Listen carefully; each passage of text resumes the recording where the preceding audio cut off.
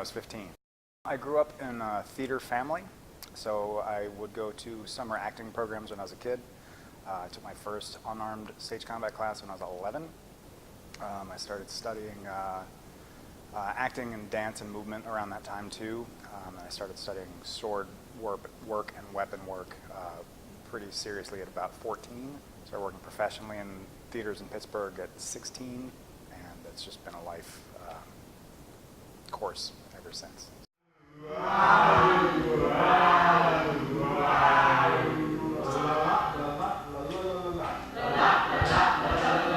But we work on physical warm-up, we get loose, then we stretch. There's a vocal warm-up aspect so that people can get used to being clear and understood in their speech while they're out of breath.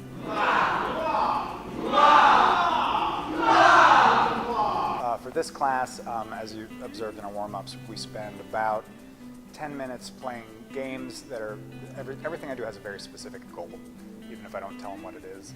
Everything has a very specific goal. Well, my name is Cherokee. I'm a first-year acting major here at Arcadia with a minor in creative writing.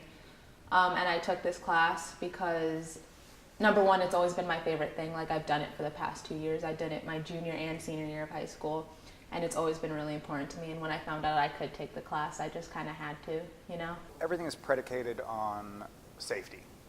The whole idea is to physicalize conflict and resolution.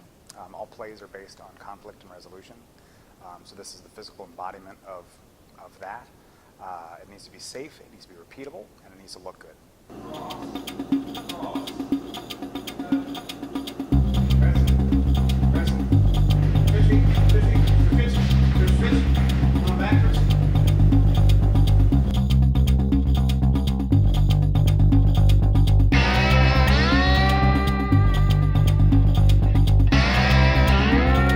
Most of the time you're doing things that if you do mess up could actually hurt your partner. So it's being aware of what you're doing and making sure that you practice so you know exactly what your positioning is and what you're doing, when you're doing it, the timing, so that everyone in the situation is safe. Actors do plays 8 days a week. We do shows Tuesday, Wednesday, Thursday, Friday, 2 Saturday, 2 Sunday, and Monday everyone does their laundry. So you have to be able to do that for a month without getting bruised, without getting injured, and just do it over and over and over and over and over again. So it needs to be safe, it needs to be repeatable, and it needs to look good so that it tells a story to the audience, and it's exciting.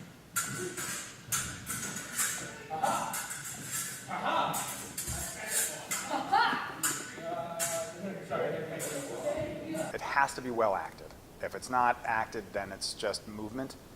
That doesn't really tell a story. Because you need to act out the scene and you need to act out the pain. So if people don't act that moment, then it's just two people standing on stage with big shiny sticks whacking them together, and it's not very exciting. Ha-ha! And around the one. Yeah.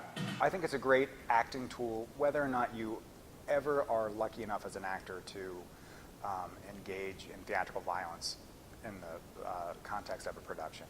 Because as I said before, it is a physicalization of conflict. Every scene, every play is conflict and resolution. So it's a great way to wrap your mind around using your body or using specific props from different periods and how you use your body to tell a story. Well, stage combat definitely, it just trains you to be safe mostly, but I feel that it helps you with your acting more because you can't just not act when you're doing a fight scene. It just kind of doesn't help.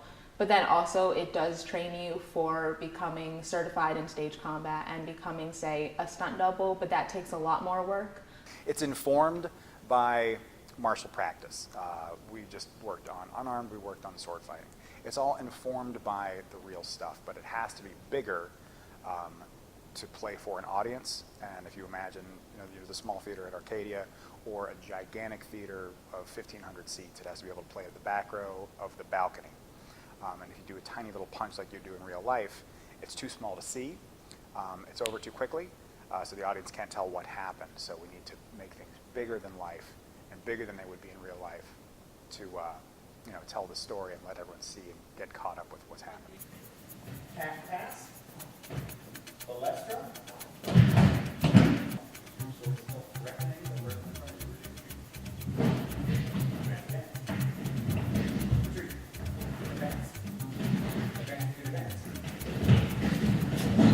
Anybody can learn it. The acting part is the tough part. The acting part is the tough part.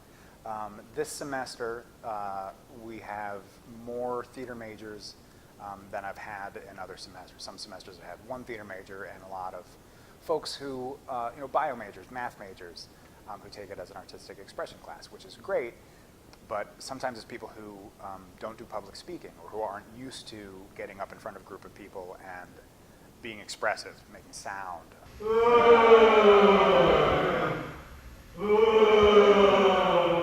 So a lot of the semester with folks who aren't theater majors is trying to just break down those walls, those barriers, remembering how to play, remembering how to pretend, because it has to be an acting class to be a stage combat class, in my opinion. If you're not safe with your partner or if you don't trust your partner, then the fight scene is not going to work, because you need to be able to know that your partner and you know what the fight is, know what's going on, or else there's no trust and the fight is not going to work. I have had experiences in high school where people have actually gotten hurt, where I've actually gotten kneed in the face and like kicked in the face, and like I've actually been slapped across the face. Like, it's really hard. That's why you need to like rehearse.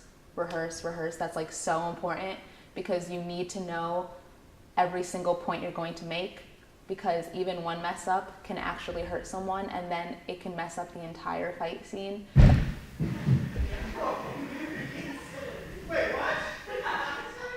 I take so much from stage combat, honestly.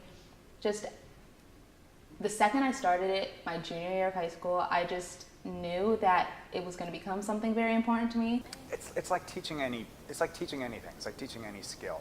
If you see someone that's struggling, have that light bulb over the head moment, that's amazing as a teacher. Now that I have a new professor and that I'm learning how to do everything I've learned before, but like in completely different ways, and just taking so much from like multiple different people is a lot. So I take a lot out of learning the same thing from different perspectives. Sure. Seeing your students succeed is amazing as a teacher. The joy in it for me is seeing people's eyes sparkle with new information and gaining mastery over new techniques. That's fun. That makes me giggle. This is my mother.